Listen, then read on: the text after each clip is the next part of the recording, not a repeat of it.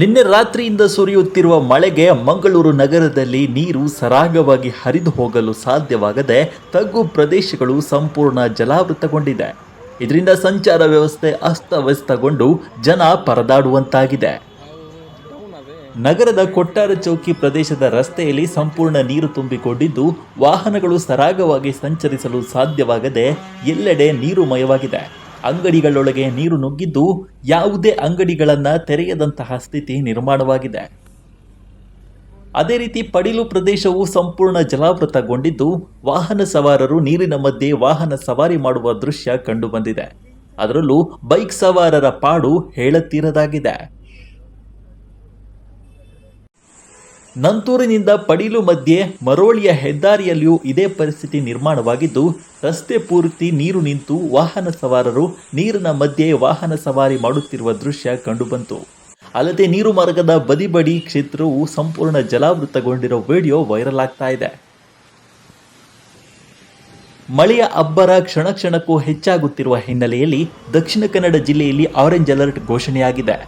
ಇನ್ನು ಉಡುಪಿ ಜಿಲ್ಲೆಯಲ್ಲೂ ಭಾರೀ ಮಳೆ ಆಗ್ತಾ ಇದ್ದು ಜನಸಾಮಾನ್ಯರ ಬದುಕು ಹೇಳತೀರದಾಗಿದೆ.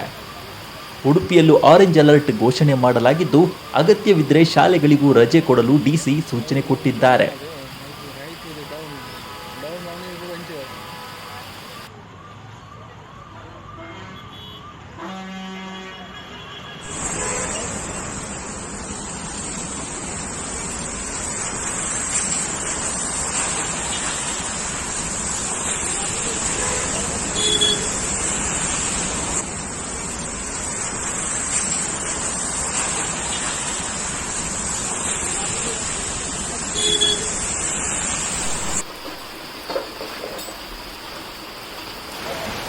ಕೊಟ್ಟಾರ ಚೌಕಿ ಮಾಲೆಮೇರ್ ಪ್ರದೇಶ ಒಂದು ತೂಲೆ ಮುಲ್ತಂಜಿ ಅವಸ್ಥೆ ತೂಲೆ ಇಂಚಾತನ ಬಂಡದಂದು ಮಾಲೆಮಾರ್ ಫುಲ್ ಸಾಧಾರಣ ಮುರ್ಕುದುಂಡು ಅಂಗಡಿದೊಲೆ ಪೂರ ನೀರು ಹೋಗುದುಂಡು ಕೇರ್ನ ಗತಿಜ್ಜಿ ನಾಗರಿಕರ ಹೋರಾಟ ಮಂತನಾಂಡ ಐಕೊಂಜಿ ಸ್ಪಂದನೆ ಇಜ್ಜಿ.